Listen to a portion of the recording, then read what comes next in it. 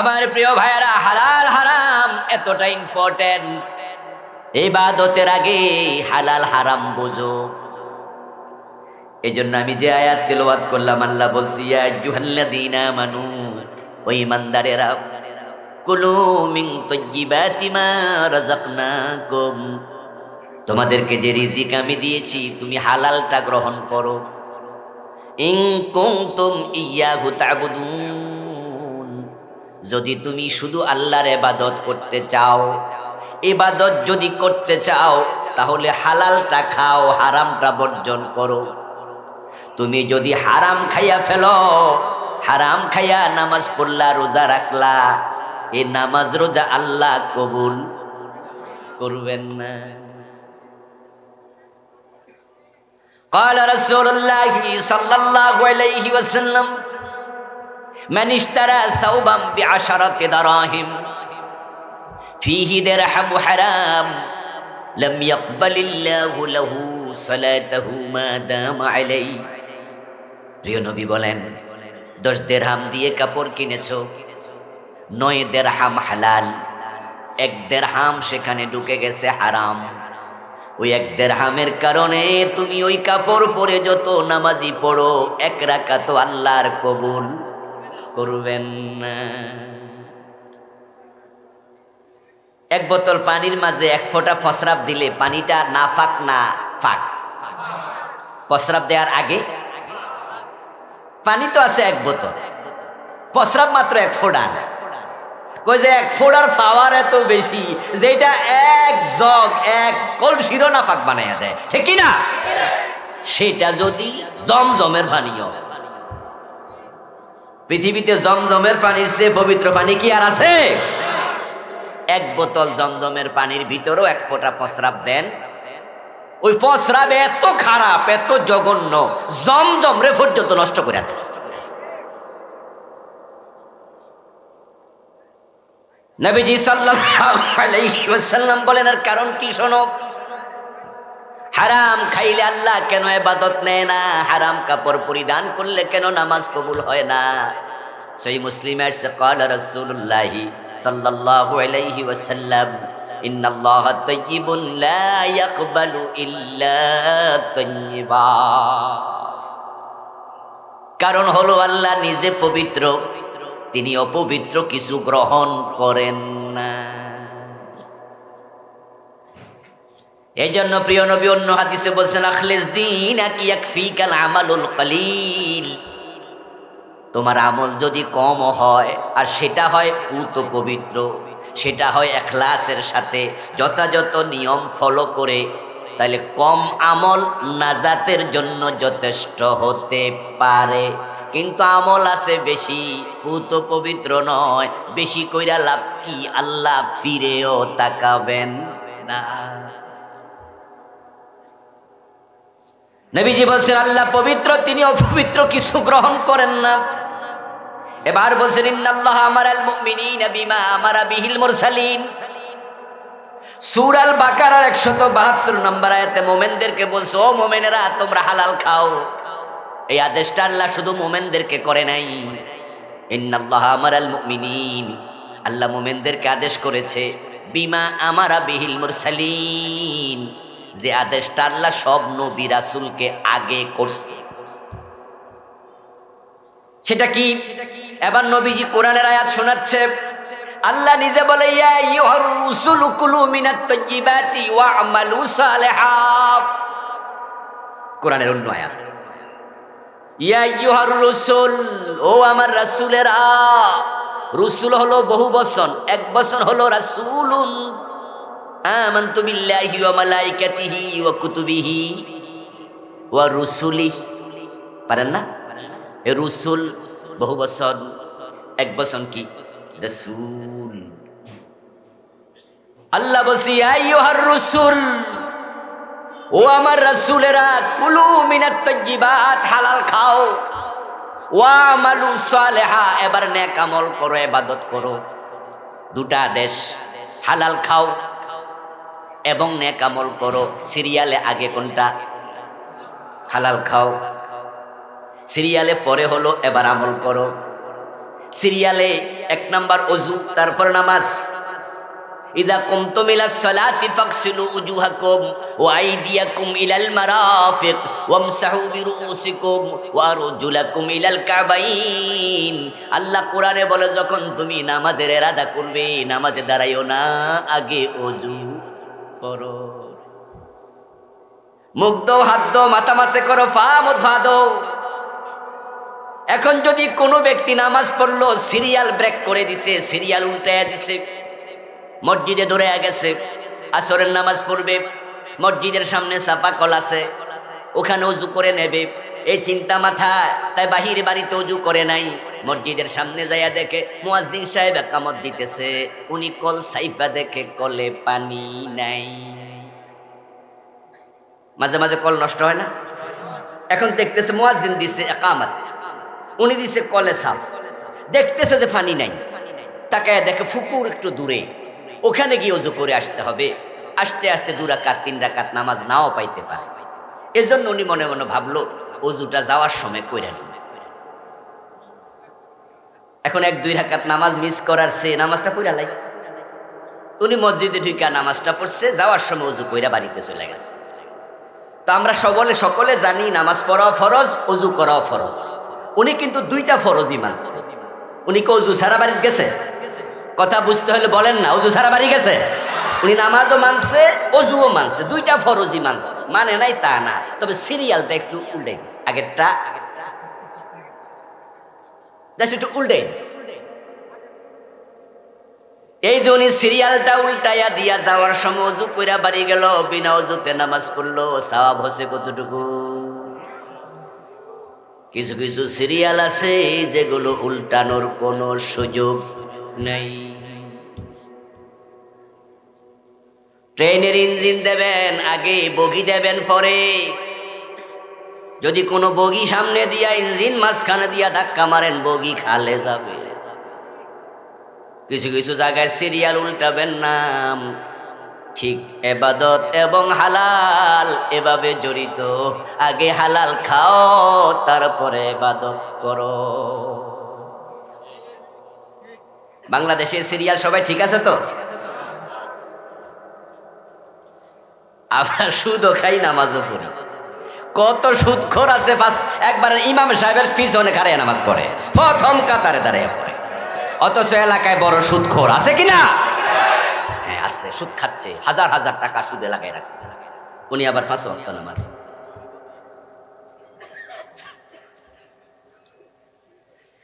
ঘোষণা দিলে ফাইলে সিগনেচার করে না অফিসার, অথচ আজান হওয়ার পরে উনি ক্লায়েন্টকে কয় দিলে তাড়াতাড়ি দেন, আজান হয়েছে। তারপরে পকেটে গোশের টাকা লইয়া ওযু করে মসজিদে ঢুকেছে, নামাজে দাঁড়িয়ে কয় ইয়্যাকা না'বুদু ওয়া ইয়্যাকা নাস্তাঈন, ও আল্লাহ আমি শুধু তোমার গোলামি করি। আল্লাহ কয় গোলাম পকেটে গুলো কি?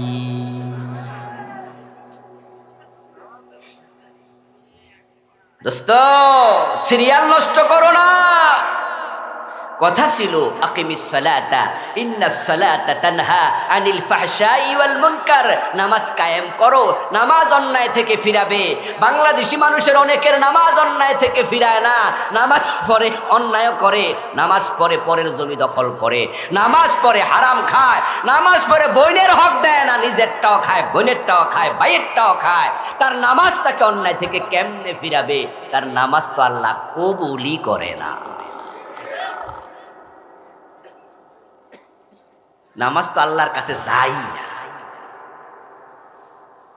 ثم ذكر الرجل يطيل السفر أشعث وأغبر ويمد يديه إلى السماء فيقول يا رب يا رب يا رب ومطعمه حرام ومشربه حرام وملبسه حرام وغذي بالحرام فأنى يستجاب لذلك। প্রিয় নবীজি বলছেন, একজন ব্যক্তির উদাহরণ শোনো।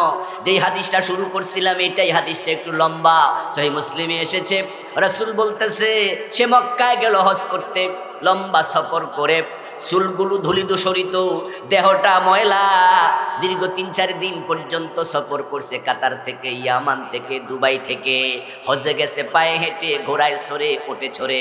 আজকে না বিমান আছে, আজ থেকে 700 বছর আগে, 500 বছর আগে তো ঠেলা গাড়িও ছিল না। আর নবীজি হাদিস বলছেন 1450 বছর আগে। সে তো 300 মাইল 500 মাইল মরুভূমি দিয়ে হেঁটে হজে গেছে। তারপরে কাবার সামনে খাড়াইছে, দাঁড়ায় 2 হাত আকাশের দিকে তুলে বলে, ইয়া রব, ইয়া রব, ও আমার আল্লাহ, আমার এটা দাও, সেটা দাও, এটা দাও, সেটা দাও। আর মনে মনে ভাবছে, এমন জায়গায় দাঁড়ায়া দোয়া করি, কত নবীর পায়ের ধুলা এখানে লেগে আছে। মনে মনে ভাবছে, পবিত্র জায়গা, এখানে দোয়া আল্লাহ ফিরাবে না। কাবা শরীফের দরজা আর হজরে আসওয়াদ পাথর, এই দুইটার মাঝখানে একটা জায়গা আছে, এটার নাম মুলতাজাম। এখানে বুক লাগাইয়া দোয়া করলে আল্লাহ দোয়া ফিরায় না। এই জন্য আপনারা হজে যারা যান, উমরায় যারা যান, দেখবেন যে ওই জায়গাতে 24 ঘন্টা ভিড় লেগে আছে। একবার যে বুক লাগায়, হেরে টাইম নেওয়ার নামানো যায় না। তাম পৃথিবীর সব মানুষের কাছে মেসেজ পৌঁছে গেছে, এখানে বুক লাগাইয়া দোয়া করলে আল্লাহ কবুল করে। তাই নারী মহিলা পর্যন্ত ধাক্কাধাক্কি করে, যদিও এটা হারাম। পুরুষের সাথে পর্দা নষ্ট করে মহিলারা সেখানে বুক লাগাইয়া দোয়া করবে, এই পরিবেশ নাই। কিন্তু কিছু মহিলা অবুঝ, এত আবেগ, ঠেলা সরে যাইতে চায়, আর পুরুষেরা তো পাগল হয়ে যায়, টাইন্না নামানো যায় না। আপনার মনে আবেগ, এই জায়গায় কত নবী, কত সাহাবীর বুক লেগেছে, তার কোনো হিসাব। প্রিয় নবী বলছেন, শোনো, সে মনে মনে ভাবতেছে, এমন জায়গায় আসছি, পবিত্র জায়গা, আমার রব আমাকে ফিরাবে না, অথচ তার পেটে হারাম, তার জামায় হারাম, সে খাইছে হারাম, তার রক্তে হারাম, তার গোশতে হারাম। বিদ্যুতের যে বিল দিছিল, সে বিদ্যুৎ থেকে পানি তুলা খাইছে, ওই বিদ্যুতের বিলটাও ছিল হারাম। সিনেমার নায়ক হজে যায়, সিনেমার নায়িকাও হজে যায়, আলহাজা শাবনুর বেগম, হ্যাঁ, আলহাজা মাহিয়া মাহিয়া। আমি দেখতেছি আমাদের সিনেমার নায়িকা, উনি স্বামীকে সাথে নিয়ে কাবার সামনে সেলফি তুইলা ক্যাপশনে লিখেছে, আপনারা দোয়া করবেন, আমরা উমরায় এসেছি। আবার বাড়িতে আছি, বাড়িতে।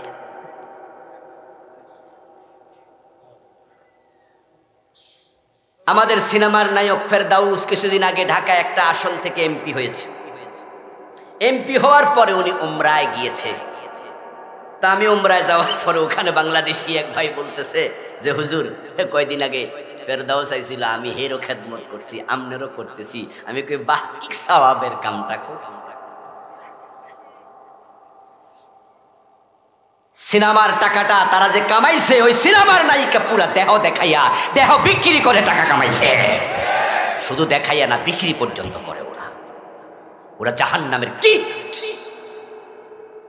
শুধু নিজে জাহান্নামে যায় না, হাজার হাজার যুবককে চোখ খারাপ করে জাহান্নামে দাওয়াত দেয়, জাহান্নামে টেনে নিয়ে যাচ্ছে।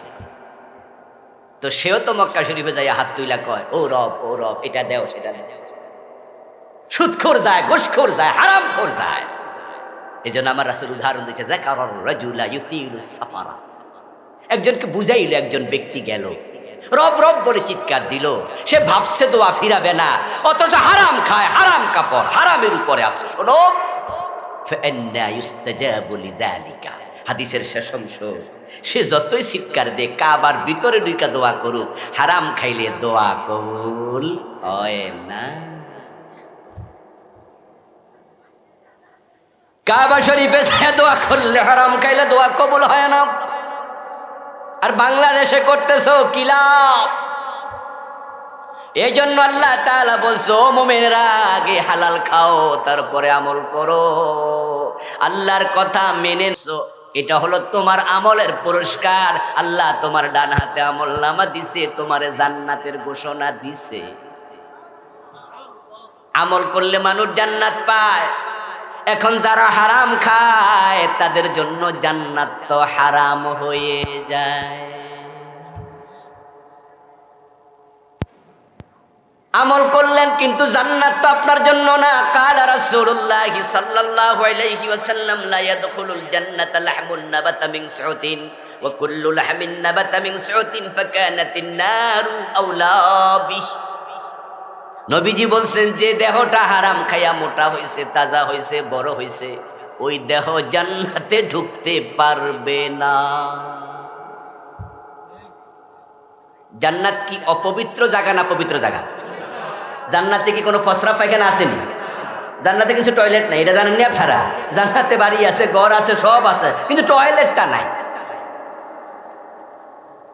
কারণ টয়লেট পায়খানা প্রস্রাব নাপাক জিনিস, এই জন্য জান্নাতীরা প্রস্রাব পায়খানা করবে না।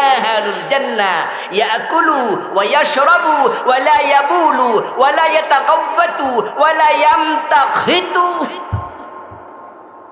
নবীজি বলছেন জান্নাতীরা খাবে, জান্নাতীরা পান করবে, কিন্তু তাদের প্রস্রাব আসবে না, পায়খানা হবে না, সর্দি আসবে না। পায়খানা প্রস্রাব তো খারাপ জিনিস, নাপাক জিনিস। জান্নাত তো পবিত্র জায়গা। এক সাহাবী দাঁড়ায় গেল। সাহাবীদের মাঝেও তো কিছু লোক আছিল যারা একটু কম বুঝতো। তারা দুই একজন বুঝার চেষ্টা করতেন, ইয়া রাসূলুল্লাহ ফামা বালুত তাআম। আমনে বলতেছেন ওরা খাবে, পান করবে, তো প্রস্রাব পায়খানা না করলে ফ্যাট ফুলে যাব না? গ্যাস্ট্রিক হয় না, ঝামেলা হয় না?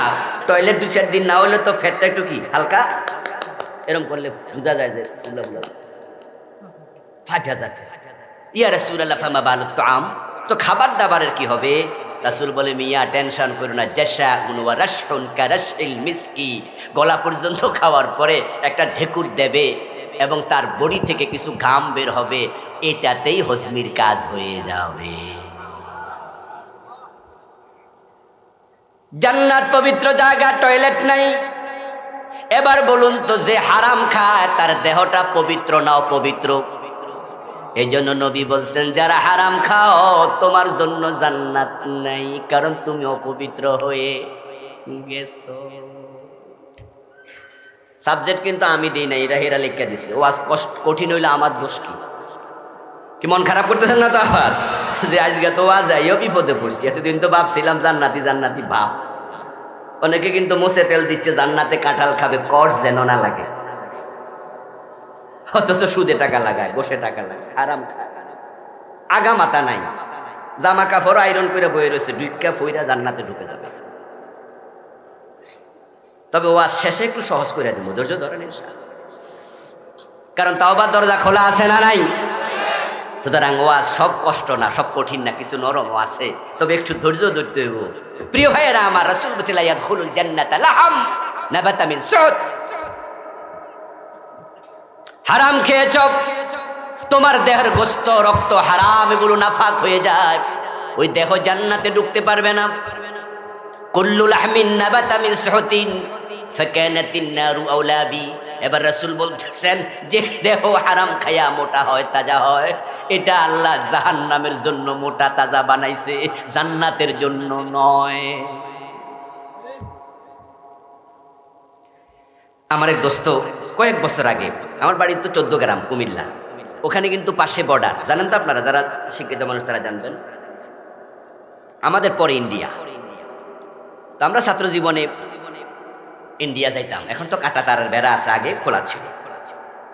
কাঁঠালের সময় আমরা প্রতিদিন বিকালে কাঁঠাল খাওয়ার জন্য ইন্ডিয়া ঢুকতাম। লজিং ছিলাম একবারে বর্ডারে।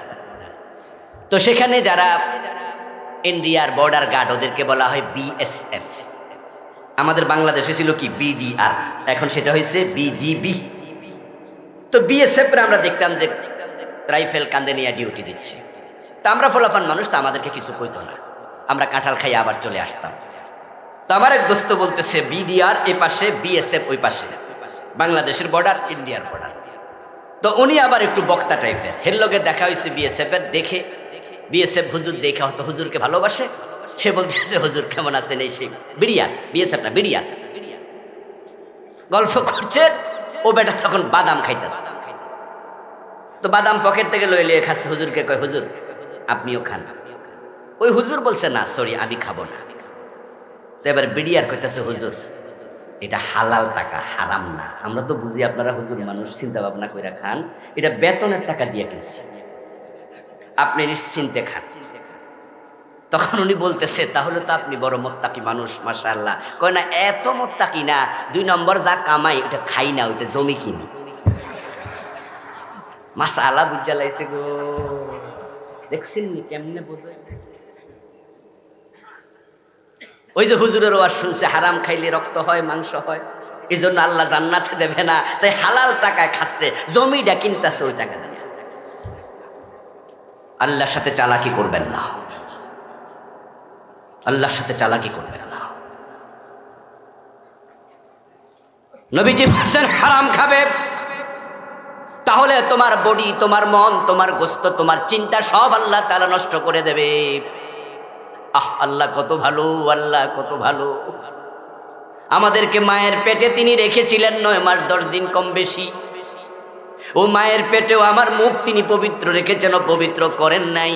সন্তান প্রথম 40 দিন থাকে বীর্য, নুতফা, দ্বিতীয় 40 দিন আলাকা, রক্ত, তৃতীয় 40 দিন মুদগা, মাংসপিণ্ড, 3 40 120 দিন যখন যায়, ফাকাসাউনাল ইজামা লাহমা, আল্লাহ কোরআনে বলে, তখন আমি আস্তে করে মাংসপিণ্ডের ভিতরে হাড্ডি ঢুকাই, ওই হাড্ডিটা চামড়া দিয়ে ঢেকে আমি মানুষ বানাই। ফাতাবারাকাল্লাহু আহসানুল খালিকিন, আল্লাহ কত সুন্দর স্রষ্টা। যখন 3 40 120 দিন 4 মাস গেল, আপনার চক্ষু, কর্ণ, নাসিকা, হস্ত সব তৈরি হয়ে গেল। আপনি একটা পুতুলের আকৃতি পেয়েছেন মায়ের পেটে, এখন আপনি রুহহীন, এখন রূহ আসে নাই। তখন আল্লাহ তাআলা 4 মাস পরে রূহ পাঠায় দেহের মাঝে। তখন মায়ের পেটে সন্তান নড়াচড়া করে। 4 মাসের আগে মাও জানে না পেটে সন্তান আছে, শুধুমাত্র একটু অনুমান করে, হায়স্ত বন্ধ, মনে হয় বাচ্চা হয়েছে। তখন বাংলাদেশি মেডিকেল টেস্ট বলে, হ্যাঁ বাচ্চা কনসিভ করছো, কিন্তু মা টের পায় না, বাচ্চা নড়ে না। 4 মাস যাওয়ার পর রুহ যখন আসে, তখন মাও টের পায় বাচ্চা নড়াচড়া করছে। এবার আপনাদের কাছে আমার জিজ্ঞাসা, যে বাচ্চা মায়ের পেটে নড়তেছে, এটা এখন কি মৃত না জীবিত? এতগুলো মানুষ জবাব কোথায়? মৃত না জীবিত? তো জীবিত মানুষের খাবার দরকার আছে না? মা কি খাবার পাঠায়? বাপে পাঠায়? তার খাবার দরকার, কারণ সে মায়ের পেটে আরো 4 মাস থাকবে, 5 মাস থাকবে। এই 5 মাস বেঁচে থাকার জন্য খাবার লাগবে। এজন্য আল্লাহ তাআলা মায়ের অন্ত্রের সাথে, সন্তানের নাভির সাথে একটা তার জুড়ে দেয়। সুবহানাল্লাহ পড়েন। যেটা নাভি কাটে তার, আল্লাহ সেটা দিয়া খাবার সাপ্লাই দিচ্ছে। মায়েদের হায়েজ বন্ধ হলে বিয়ের পরে অনুমান করে বাচ্চা হয়েছে পেটে। হায়েজের রক্ত কোথায় যায়? এই 9 মাস তো হায়েজ হয় না।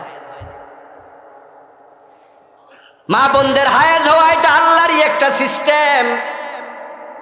এই জন্য যদি বয়সন্ধিকালে, বয়স হওয়ার পরে হায়েজ বন্ধ থাকে, শরীরে বিভিন্ন রোগ দেখা দেয়, তাই ডাক্তাররা বলে চিকিৎসা করো, প্রতি মাসে একবার রক্তটা বেরিয়ে যাক। কিন্তু 9 মাস তো বের হলো না, এতে মায়ের কোনো ক্ষতি হয় না। ওই হায়েজের রক্তটাকে আল্লাহ সন্তানের খাবার হিসাবে সাপ্লাই দিছে। তাই মারে ভালো খাওয়াইলে সন্তান মোটা তাজা হয়।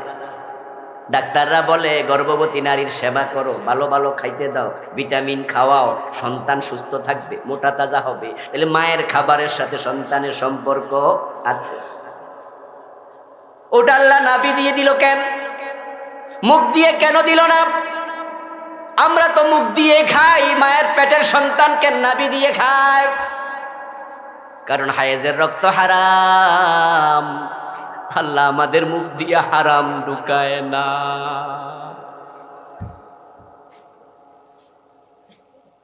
মায়ের পেটের সন্তান মুখ বন্ধ করে থাকে, ওই মুখ দিয়ে আল্লাহ হারাম সাপ্লাই দেয় নাই। যে আমার বান্দায় মুখ দিয়ে আমার জিকির করবে, কালেমা পড়বে, কোরআন পড়বে, ইসলামের পক্ষে কথা বলবে, আমার জিকির আজকার করবে, এই মুখ আমি কেমনে নাফাক বানাই?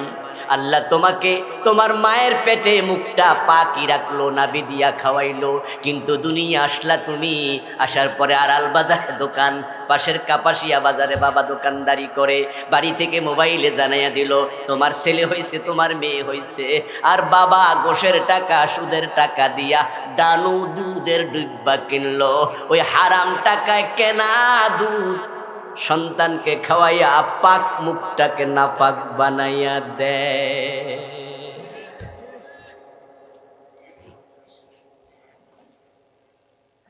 নবীজি বলছেন তালাবু কাসবিল হালাল ফরিদাতুন বাদাল ফরিদা, তোমরা যত ফরজ আমল করো, ফরজ ইবাদত করো, হালাল জীবিকা অর্জন করা সব ফরজের বড় ফরজ। নবীজির যুগে সাহাবারা সব জান্নাতি ছিলেন, কারণ তারা কেউ হারাম খেতেন না। কিন্তু আজকে সবাইকে আমরা জান্নাতি বলতে পারি না, আমাদের মাঝে জাহান্নামীও আছে, জান্নাতিও আছে। তোমরা যারা হারাম খাও নিজেকে জান্নাতি মনে করার কোনো সুযোগ নেই। সুদে টাকা লাগাইয়া তুমি কেমনে জান্নাতের স্বপ্ন দেখো? রাসূল বলছেন মানা কালা দিরহাম রিবা ওয়া হুয়া ইয়ালাম আন্নাহু আশাদ্দু মিন 36 জিনা। যে ব্যক্তি জেনে শুনে 1 টাকা সুদ খায় তার আমলনামায় 36 বার জিনার গুনাহ লিখে দেয়া হয়। 1 টাকা সুদ খেলে 36 বার জিনা, 100 টাকা সুদ খেলে 3600 বার জিনার গুনাহ, 1000 টাকা সুদ খেলে 36,000 বার জিনার গুনাহ। তুমি ইমাম সাহেবের পিছনে দাঁড়ায়া নামাজ পড়ে লাভ কি? তোমার আমলনামায় তো 36,000 বার জিনার গুনাহ এসে গেছে। যে সমস্ত মেয়েরা টাকার বিনিময়ে ইজ্জত বিক্রি করে, পতিতা নিকৃষ্ট নারী, ওরাও কিন্তু পুরা জীবনে 36,000 বার জেনা করে না, এত বয়স পায় না।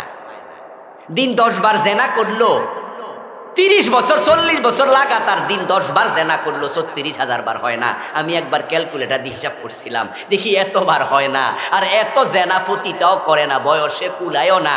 কিন্তু আপনি তো নামাজি, দাড়িওয়ালা, টুপিওয়ালা, পাঞ্জাবিওয়ালা, হাজি গাজি, 1000 টাকা সুদ খেয়েছেন, 36,000 বার অলরেডি জেনা করে ফেলেছেন।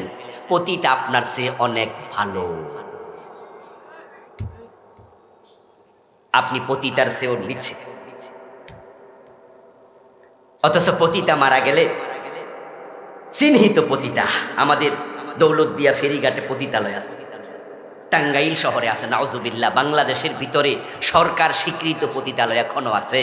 ইসলামকে ক্ষমতায় নাও, আমরা 1 বছরের ভিতরে সকল পতিতার জন্য কর্মসংস্থান করে দেব।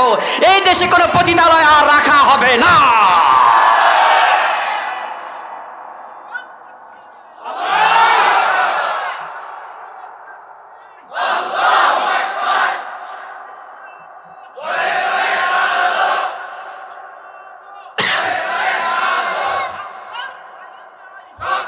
আমার প্রিয় ভাই শোনেন, ডিরেক্ট রাজনৈতিক স্লোগান এড়াইয়া যাবেন মাহফিলে। আল কোরআনের আলো পর্যন্ত ঠিক আছে, ঠিক আছে, এর পরের গুলো যেহেতু পরিচিত এড়াইয়া যাবেন।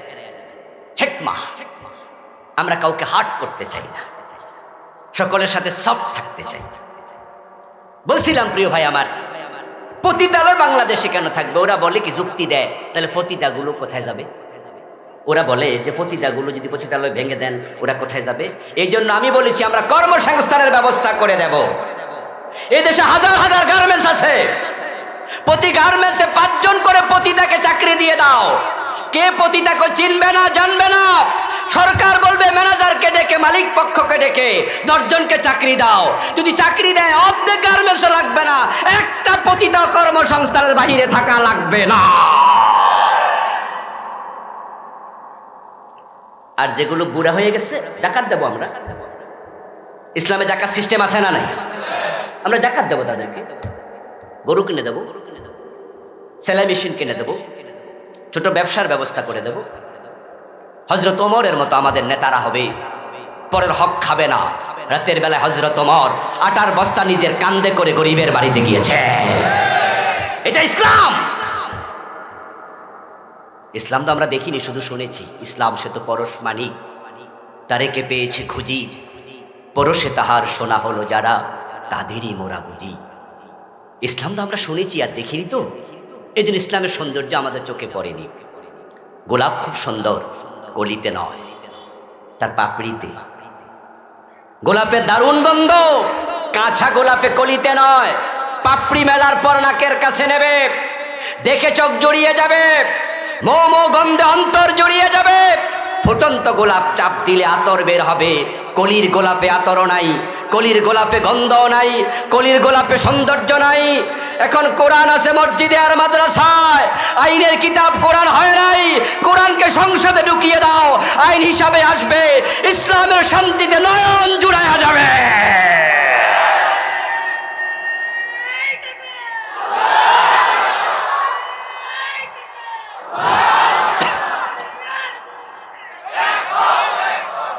প্রিয় ভাইয়েরা আমার,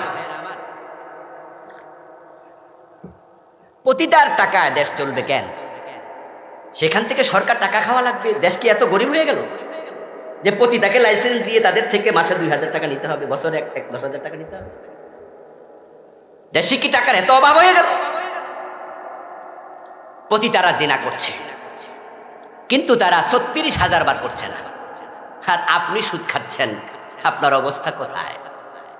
আচ্ছা, কোন পতিতা কোনোদিন নিজের বাবার সাথে জেনা করেছে? আপনি এটা শুনবেন না।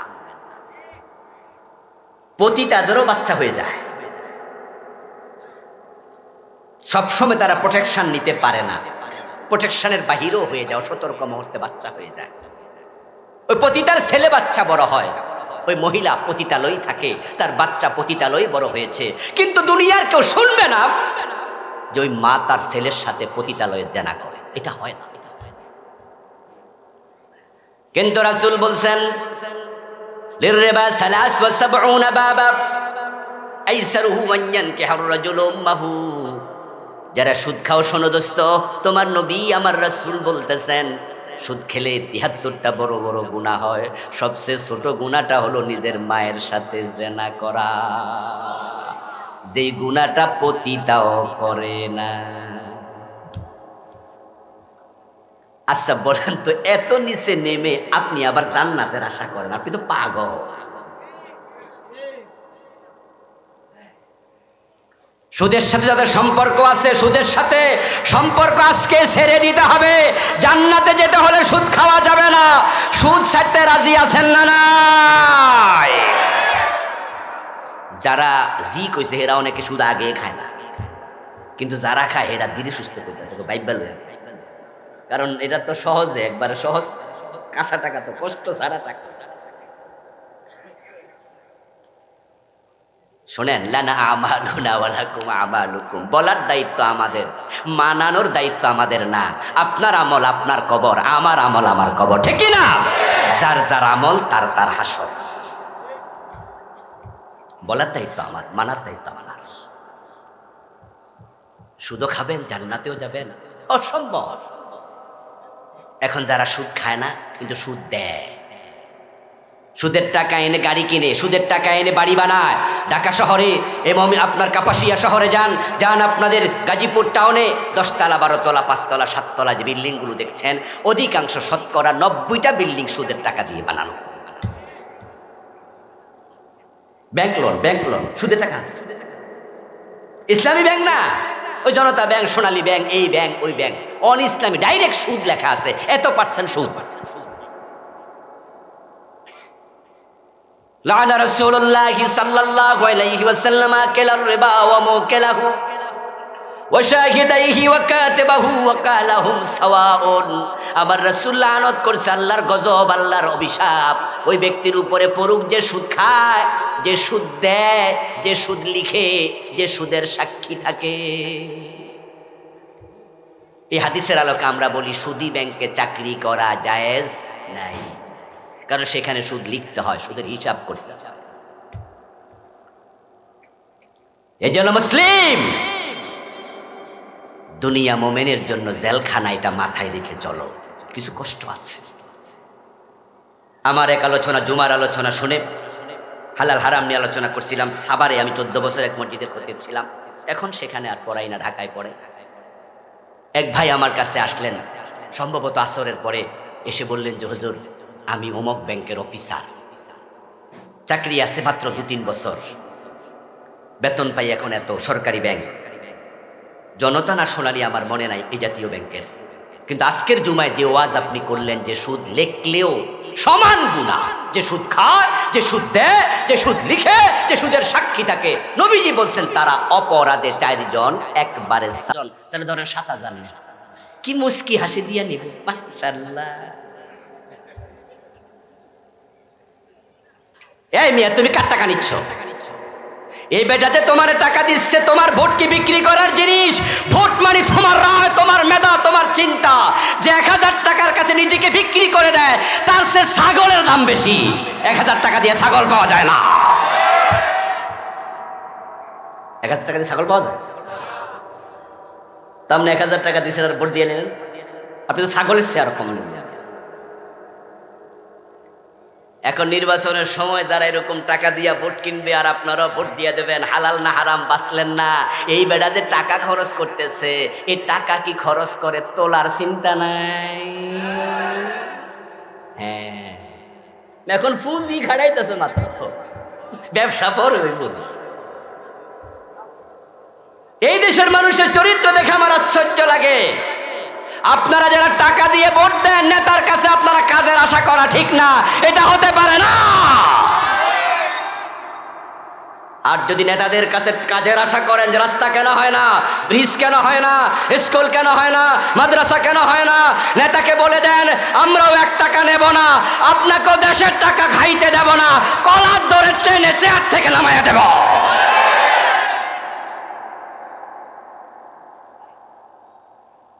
ইসলামী দলগুলো আলহামদুলিল্লাহ বাংলাদেশে কোনো নমিনেশন বিক্রি করে না, কিন্তু অন্য দলে নমিনেশন এবার নাকি 10 কোটি টাকা দিয়েও কিনা লাগছে। শুনছেন আপনারা? কোটি কোটি টাকা দিয়া 5 জন একসাথে চাইছে, যে টাকা বেশি দিছে হেরে দিছে। পতিতা কোনোদিন নিজের বাবার সাথে জেনা করেছে, আপনি এটা শুনবেন না। পতিতাদেরও বাচ্চা হয়ে যায়, সবসময় তারা প্রোটেকশন নিতে পারে না, প্রোটেকশনের বাহিরেও হয়ে যায়, অসতর্ক মুহূর্তে বাচ্চা হয়ে যায়। ওই পতিতার ছেলে বাচ্চা বড় হয়, ওই মহিলা পতিতালয় থাকে, তার বাচ্চা পতিতালয় বড় হয়েছে, কিন্তু দুনিয়ার কেউ শুনবে না যে ওই মা তার ছেলের সাথে পতিতালয়ে জেনা করে, এটা হয় না। কিন্তু রাসূল বলছেন লিররিবা 73 বাবা আইসারুহু মান ইয়ানকিহুর রাজুলু উম্মাহু। যারা সুদ খাও, শোনো দোস্ত, তোমার নবী আমার রাসূল বলতেছেন সুদ খেলে 73টা বড় বড় গুনাহ হয়, সবচেয়ে ছোট গুনাহটা হলো নিজের মায়ের সাথে জেনা করা, যেই গুনাহটা পতিতাও করে না। আচ্ছা বলেন তো, এত নিচে নেমে আপনি আবার জান্নাতের আশা করেন? আপনি তো পাগল। সুদের সাথে যাদের সম্পর্ক আছে, সুদের সাথে সম্পর্ক আজকে ছেড়ে দিতে হবে। জান্নাতে যেতে হলে সুদ খাওয়া যাবে না। সুদ ছাড়তে রাজি আছেন না? নাই। যারা জি কইছে এরা অনেকে সুদ আগে খায় না, কিন্তু যারা খায় এরা ধীরে সুস্থ করতেছে, বাইবেল। কারণ এটা তো সহজে, একবারে সহজ, কাঁচা টাকা তো কষ্ট ছাড়া টাকা। শোনেন, লানা আমালুনা ওয়া লাকুম আমালুকুম, বলার দায়িত্ব আমাদের, মানানোর দায়িত্ব আমাদের না। আপনার আমল আপনার কবর, আমার আমল আমার কবর, ঠিক কি না? যার যার আমল তার তার হাসর। বলার দায়িত্ব আমার, মানার দায়িত্ব আমার। সুদও খাবেন, জান্নাতেও যাবেন, অসম্ভব। এখন যারা সুদ খায় না কিন্তু সুদ দেয়, সুদের টাকা এনে গাড়ি কিনে, সুদের টাকা এনে বাড়ি বানায়। ঢাকা শহরে এবং আপনার কাপাসিয়া শহরে যান আপনাদের গাজীপুর টাউনে 10 তলা 12 তলা 5 তলা 7 তলা যে বিল্ডিংগুলো দেখছেন, অধিকাংশ শতকরা 90টা বিল্ডিং সুদের টাকা দিয়ে বানানো। ব্যাংক লোন সুদের টাকা, ইসলামী ব্যাংক না, ওই জনতা ব্যাংক, সোনালী ব্যাংক, এই ব্যাংক ওই ব্যাংক, অন ইসলামী ডাইরেক্ট সুদ লেখা আছে, এত % সুদ। লা'আনা রাসূলুল্লাহ সাল্লাল্লাহু আলাইহি ওয়াসাল্লাম আকালার রিবা ওয়া মুকালাহু ওয়া শাহিদাইহি ওয়া কাতিবাহু ওয়া ক্বালা হুম সাওয়াউন। আমার রাসূল লানত করছে, আল্লাহর গজব, আল্লাহর অভিশাপ ওই ব্যক্তির উপরে পড়ুক যে সুদ খায়, যে সুদ দেয়, যে সুদ লিখে, যে সুদের সাক্ষী থাকে। এই হাদিসের আলোকে আমরা বলি সুদী ব্যাংকে চাকরি করা জায়েজ নাই, কারণ সেখানে সুদ লিখতে হয়, সুদের হিসাব করতে হয়। এই জন্য মুসলিম দুনিয়া মোমেনের জন্য জেলখানা, এটা মাথায় রেখে চলো, কিছু কষ্ট আছে।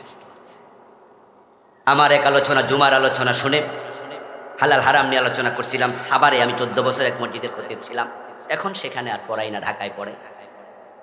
এক ভাই আমার কাছে আসলেন সম্ভবত আসরের পরে, এসে বললেন যে হুজুর, আমি অমুক ব্যাংকের অফিসার, চাকরি আছে মাত্র 2-3 বছর, বেতন পাই এখন এত, সরকারি ব্যাংক, জনতা না সোনালী আমার মনে নাই এই জাতীয় ব্যাংকের।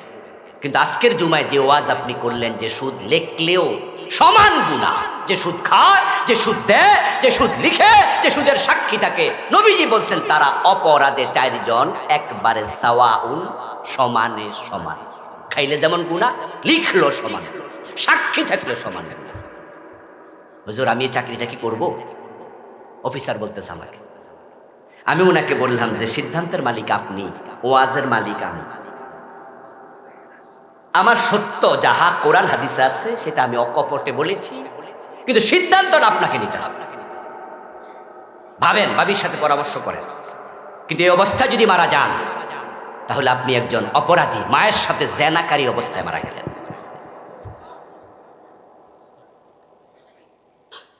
কিসের জান্নাত খোঁজে? খুশি হলাম, কয়েকদিন পর আল্লাহর বান্দা এসে আমাকে জানালো, হুজুর আমি চাকরি ছাড়ার সিদ্ধান্ত নিয়েছি।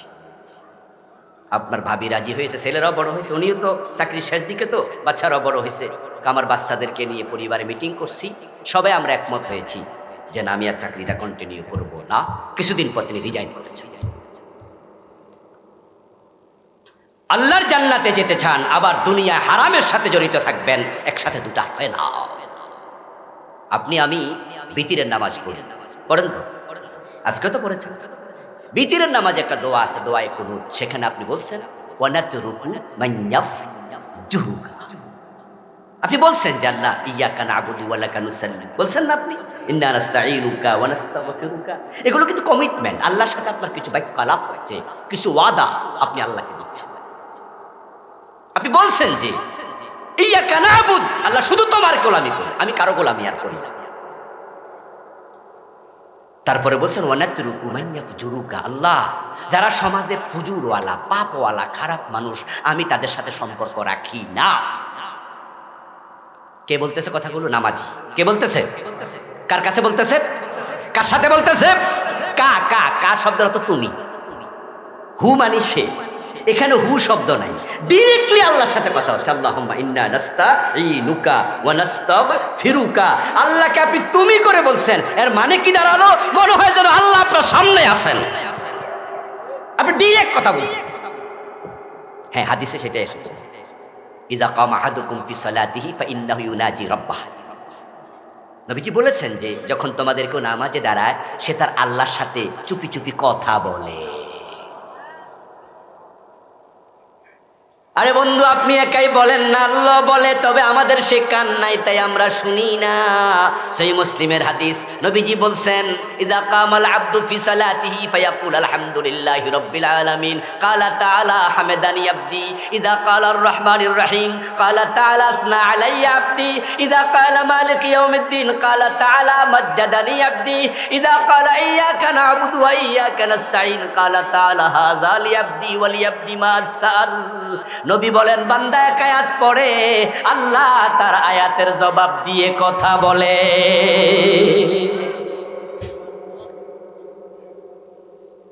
সহিহ মুসলিমের হাদিস, একবার সহিহ হাদিস, তাজা হাদিস, জয়ীফ না। যে আপনি বলছেন আলহামদুলিল্লাহি রাব্বিল আলামিন, আল্লাহ সকল প্রশংসা তোমার। আল্লাহ ফেরেশতারা, তার সাথে যারা আছে মুকাররাব ফেরেশতা, ওদেরকে বলে হামেদানি আব্দি, ও ফেরেশতারা তোমরা না বলছিলে আমার বান্দা বানাইতাম না, তারা হানাহানি মারামারি করবে, খলিফা বানায়া কি লাভ?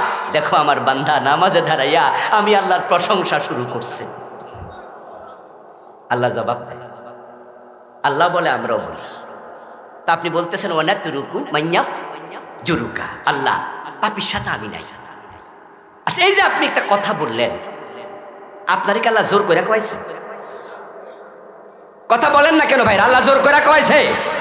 গাড়ে দইরা মসজিদে ঢুকাইছে? তা আপনি নিজে ঢুইকা ওযু কইরা আল্লাহর সামনে দাঁড়ায়া বলতেছেন আল্লাহ পাপির সাথে আমি নাই, অথচ মাগরিব কইরা আপনি বাটপাড়ের মিছিল করে আইছেন। সামনে নির্বাচন আসতেছে নি? নির্বাচনের মিছিল হইব না? ওই মিছিলে যে আপনি গেছেন মাগরিব পইরা বাজারের মিছিলে, আপনিও বলছেন অমুক ভাইয়ের চরিত্র ফুলের মতো পবিত্র, অথচ বেড়া নামাজ পড়ে না, এক ওয়াক্ত বিড়ি টানে 5 ওয়াক্ত।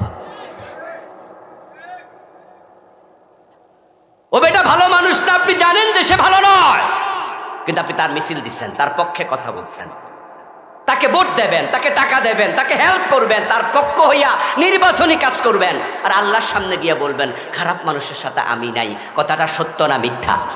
তো মিথ্যা বলার জন্য জায়গা পাইলেন না, মসজিদে ঢুকলেন বুঝি। আর মিথ্যা বলার বুঝে জায়গা খুঁজে পাইলেন না, আপনি মসজিদে ঢুকে মিথ্যা কথা বলেন। আবার উজু কইরা খারাইয়া, আবার পবিত্র জায়গা জোর করে তো কেউ কয় না, নিজে কেন মিথ্যা কথা কন? এই জন্য আমি বলি কি জানেন, হয়তো নামাজ ছাড়ো, না হয় বাটপারি ছাড়ো, দুইটা একসাথে চলবে না। এখন নামাজ ছেড়ে দিবেন না? হুজুর যেহেতু কইছে নামাজটাই ছেড়ে দিবেন, তা আপনি নামাজ চাইলে আল্লাহর কি? আপনার মতো লোক নামাজ পড়লে না পড়লে আল্লাহর কিছু আসে যায়? কিছু আসে যায় না। নামাজ পড়লে আপনার লাভ, না পড়লে আপনার লস। দুইটা কিন্তু একসাথে চলবে না। হালাল হারাম বোঝো, পার্থক্য করো। তবে হ্যাঁ, নবী সাল্লাল্লাহু আলাইহি ওয়াসাল্লাম ভবিষ্যৎবাণী করেছেন, ইয়াতি আলান নাসি জামান, মানুষের কাছে একটা সময় আসবে, লা ইউবালিল মারউ ওয়া মা আখাযা মিনহু, মানুষের এমন অবস্থা হবে সামনে যা পাবে সে পকেটে ঢুকাবে, সে ভাববেও না আমিনাল হালাল আমিনাল হারাম, এটা হালাল না হারাম এই চিন্তাটাও ভুলে যাবে। এই চিন্তাটাও থাকবে না মনে। এই যে নির্বাচন আসবে, বুঝাইতে সহজ তো, তাই নির্বাচন বলতেছি, অন্য কারণে না। কারণ এগুলো উদাহরণগুলো তাজা উদাহরণ। নির্বাচনের সময় কিছু টাকা দেয়া হবে না, দেখবেন নির্বাচনী অফিসে টাকা দেবে, এবং টাকা দেওয়ার জন্য কিছু নেতা বাড়িতে যায় দরজা করা নাড়বে, রাতের বেলায় বলবে যে আপনাদের ঘরের সদস্য কয়জন, ভোটার কয়জন, কবেন আমরা তো 7 জন, তাহলে ধরেন 7,000 না। কি মুস্কি হাসি দিয়ে নিব, মাশাআল্লাহ। এই মিয়া তুমি কার টাকা নিচ্ছ? এই বেটাতে তোমার টাকা দিচ্ছে তোমার ভোট কি বিক্রি করার জিনিস? ভোট মানে তোমার রায়, তোমার মেধা, তোমার চিন্তা। যে 1000 টাকার কাছে নিজেকে বিক্রি করে দেয়, তার সে ছাগলের দাম বেশি। 1000 টাকা দিয়ে ছাগল পাওয়া যায় না। 1000 টাকা দিয়ে ছাগল পাওয়া যায়? তা আপনি 1000 টাকা দিয়েছেন আর ভোট দিয়ে নিলেন, আপনি তো ছাগলের চেয়ে আর কম নিচ্ছেন। এখন নির্বাচনের সময় যারা এরকম টাকা দিয়া ভোট কিনবে, আর আপনারাও ভোট দিয়ে দেবেন, হালাল না হারাম বাঁচলেন না। এই বেটা যে টাকা খরচ করতেছে, এই টাকা কি খরচ করে তোলার চিন্তা নাই? হ্যাঁ, এখন পুঁজি খাড়াইতেছে মাত্র, ব্যবসা পরে হইব। এই দেশের মানুষের চরিত্র দেখে আমার আশ্চর্য লাগে। আপনারা যারা টাকা দিয়ে ভোট দেন নেতার কাছে, আপনারা কাজের আশা করা ঠিক না, এটা হতে পারে না। আর যদি নেতাদের কাছে কাজের আশা করেন, যে রাস্তা কেন হয় না, ব্রিজ কেন হয় না, স্কুল কেন হয় না, মাদ্রাসা কেন হয় না, নেতাকে বলে দেন আমরাও 1 টাকা নেব না, আপনাকেও দেশের টাকা খাইতে দেব না, কলার ধরে ট্রেনে চেয়ার থেকে নামাইয়া দেব।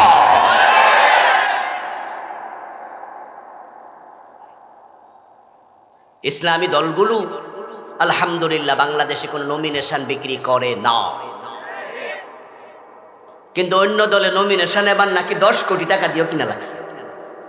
শুনছেন আপনারা? কোটি কোটি টাকা দিয়া 5 জন একসাথে চাইছে, যে টাকা বেশি দিছে হেরে দিছে। তবে হালাল হারাম বুঝো, example is the better then advice. উদাহরণ দেয়া হয় উপদেশের চেয়ে মাঝে মাঝে উদাহরণ কার্যকরী। কোরআন শরীফে উদাহরণ আছে, মশার আছে, মাছির উদাহরণ আছে, কোরআনে গরুর উদাহরণ আছে, গাধার উদাহরণ আছে। কামাসালিল হিমার ইয়াহমিলু আসফারা। উদাহরণ দিচ্ছি বুঝার জন্য। একজন এমপির বেতন হলো বাংলাদেশে যা সব মিলে 1.5 লাখ টাকার মতো মাসে। কয় লাখ? গুগল করুন, গুগলে যান, এমপির বেতন কত দেন, বসে যাবে।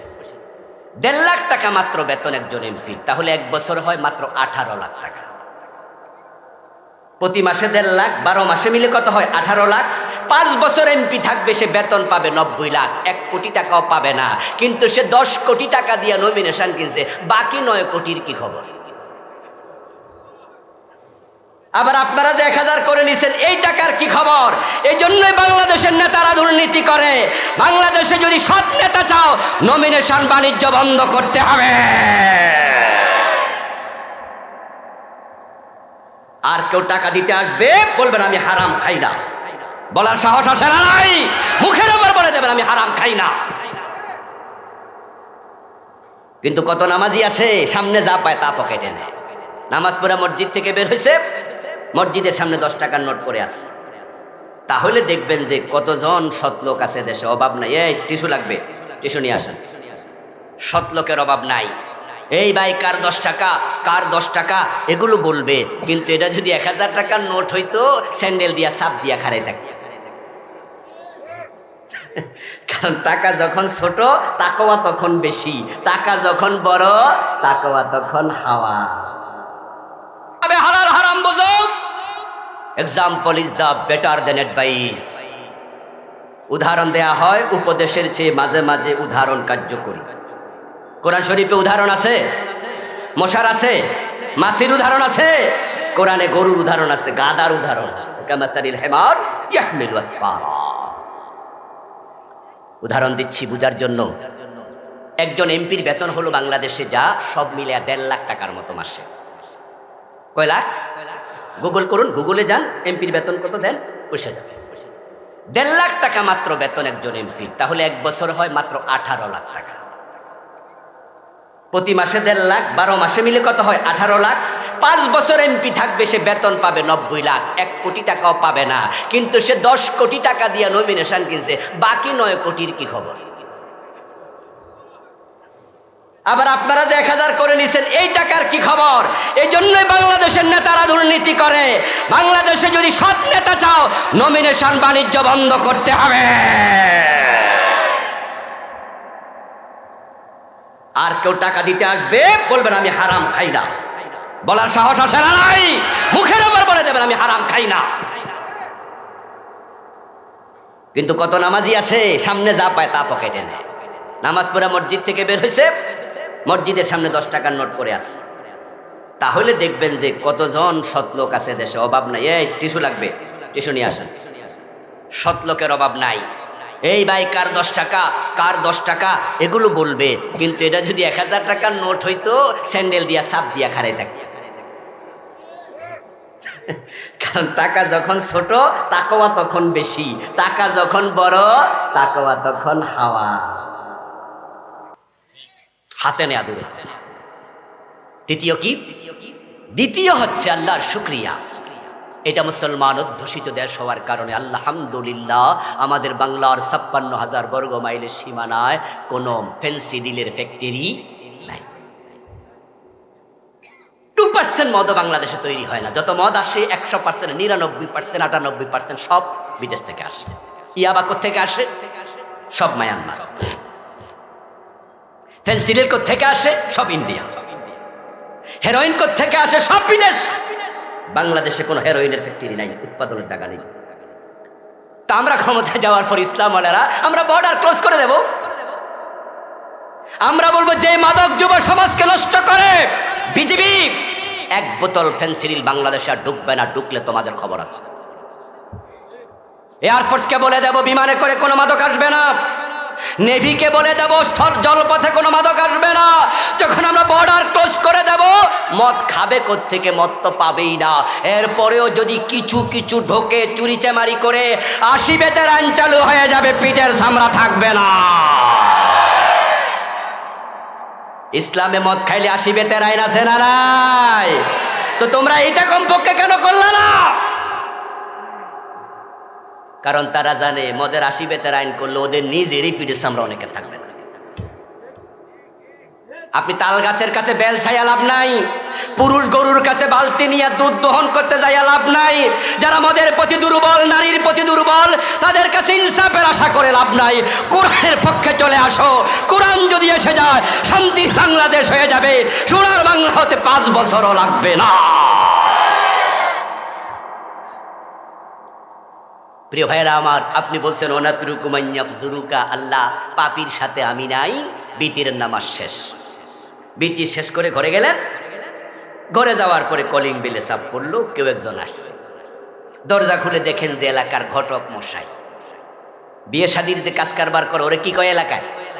ঘটক বলে। এত রাতে আপনি বন্ধু, উনি বললো যে আপনার মেয়েটা বড় হয়েছে, বিয়ে দেবেন না? আপনি বললেন যে হ্যাঁ, মেয়ে তো বিয়ে দেওয়া দরকার।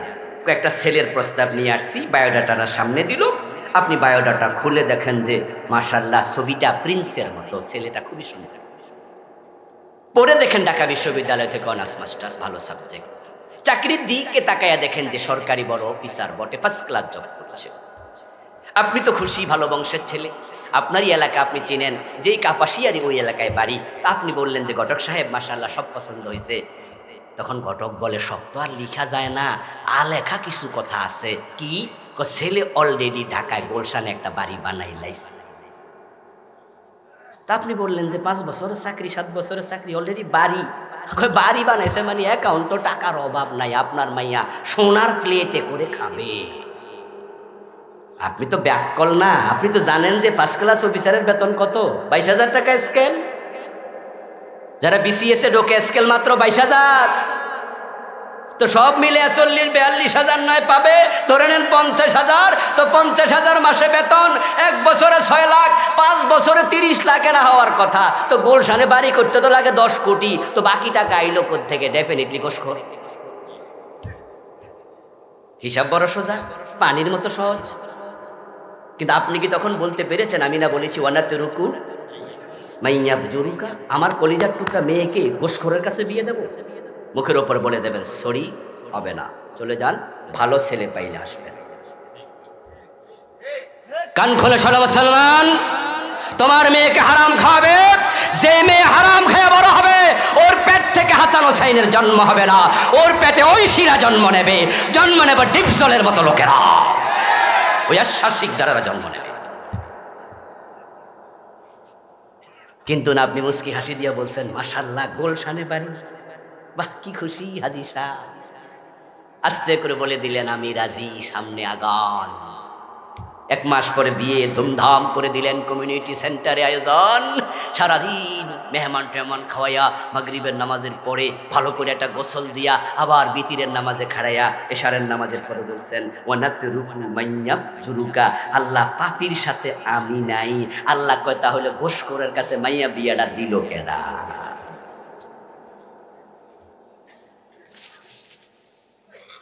চালাকি করছো আল্লাহর সাথে,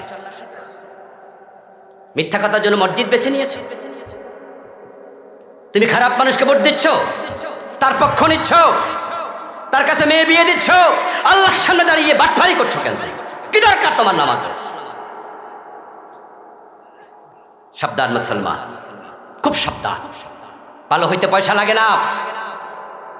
অন্যের জমি দখল করবেন, আল্লাহর জান্নাত খুঁজবেন, হোয়াইট ইম্পসিবল, হাজা হারাম হারাম হারাম। নবীজি বলছেন মান আখাযা শিবরাম মিনাল আরদি যুলমা ফাইন্নাহু ইউতাওয়াকাহু ইয়াওমাল কিয়ামাতি মিন 7 আরদিন। যে ব্যক্তি অন্যের 1 বিঘত জমিন দখল করলো, 7 গুণ বড় করে হাসরের দিন তার গলার মাঝে ঝুলিয়ে দেয়া হবে।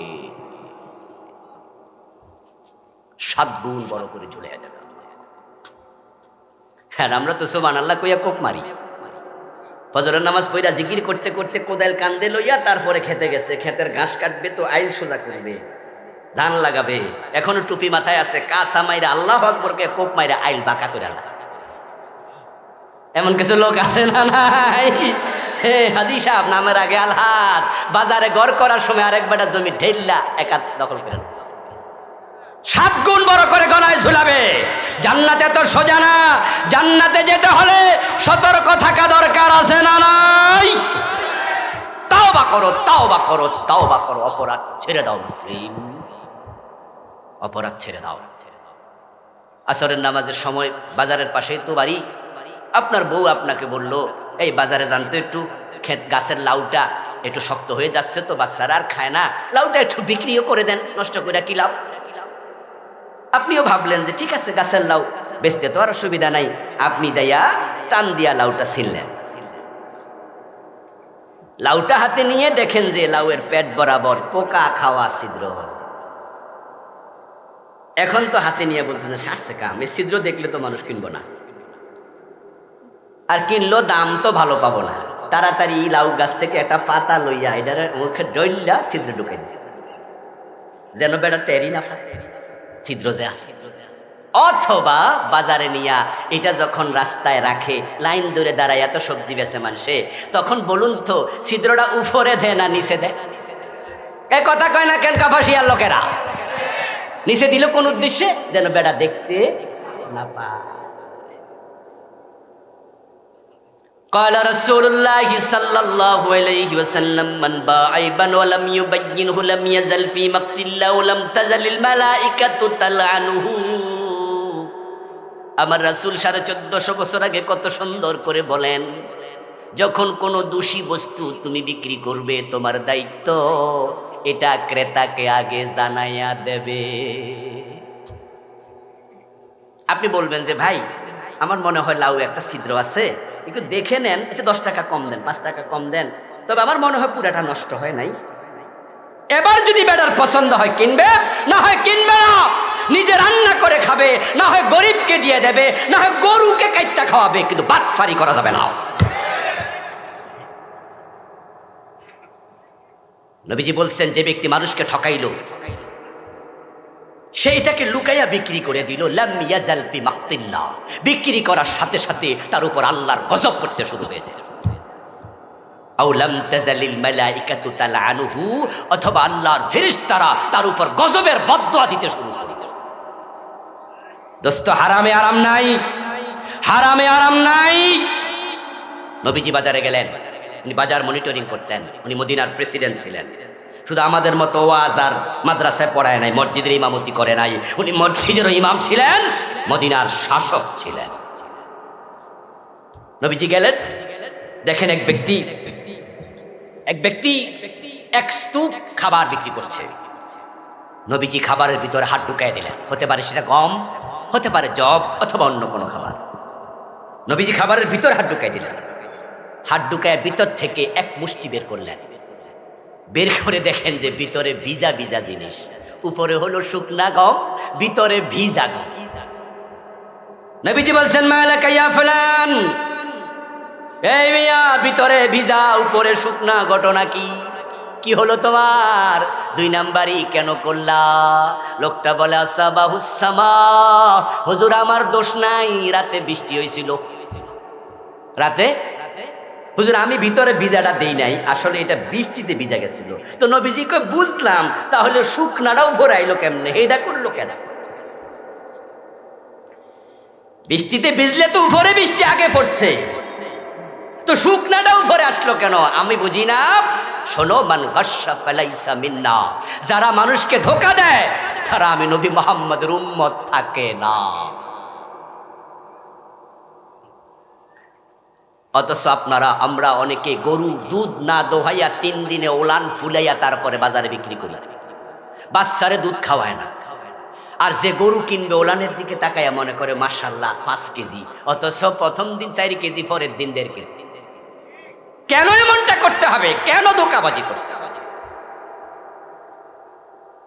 হারামগুলো চিহ্নিত করুন, হারামগুলো স্পষ্ট, কবিরা গুনাহ হারাম, মিথ্যা বলা হারাম। হারামের তো অভাব নাই দেশে, কে না জানে হারাম কোনটা, শুধু মানার অভাব। আমরা আজ থেকে মানতে চাই, যতটুকু করে ফেলেছি এখন কি তাওবা করতে চাই। হাদিস হচ্ছে তাইবু মিনাজ যামবি কামান লা যামবা লাহু। নবীজি বলেছেন, যে ব্যক্তি তাওবা করে আল্লাহ তাকে এমন ভাবে ক্ষমা করে যেন সে গুনাহ করেই নাই।